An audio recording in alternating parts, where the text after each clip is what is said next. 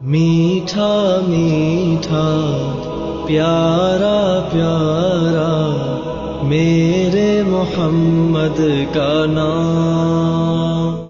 بہترین صدقہ جاریہ حاصل کرنے کے لیے اس ویڈیو کو شیئر کرنا مت بھولیں۔ جزاک اللہ۔ سائل ہے عامر، جس کا تعلق ہے بلوچستان سے۔ اس کا سوال یہ ہے کہ حقوق اللہ معاف ہوتے ہیں؟ اس کا جواب یہ ہے کہ دیکھیے، ایک ہے شرک اور کفر، تو یہ بغیر توبہ کے معاف نہیں ہوتے۔ قرآن مجید میں ہے ان اللہ لا یغفر ان یشرک بہ ویغفر ما دون ذلک لمن یشاء۔ اللہ رب العزت شرک کے علاوہ، کفر کے علاوہ باقی جتنے گناہ ہیں اس کو معاف فرماتے ہیں۔ شرک اور کفر بغیر توبہ کے معاف نہیں ہوتے۔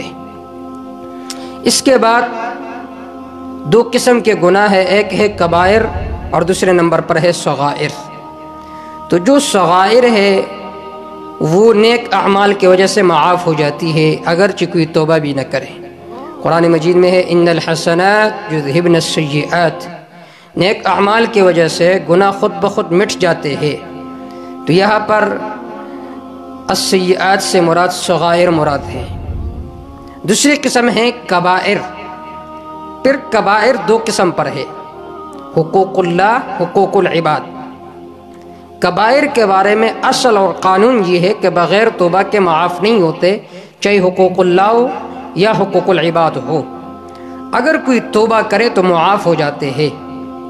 پھر اس کی صورت یہ ہے کہ اگر حقوق اللہ میں آپ نے کوتاہی کی ہے، نماز نہیں پڑھی ہے، روزہ نہیں رکھا ہے، زکوٰۃ ادا نہیں کی ہے، تو اس کو ادا کرو۔ اور حقوق العباد کی تلافی کی صورت یہ ہے کہ اگر آپ نے کسی کا حق غصب کیا ہے تو آپ صاحب حق کو اس کا حق لوٹا دیں، تو انشاءاللہ گناہ معاف ہو جائیں گے۔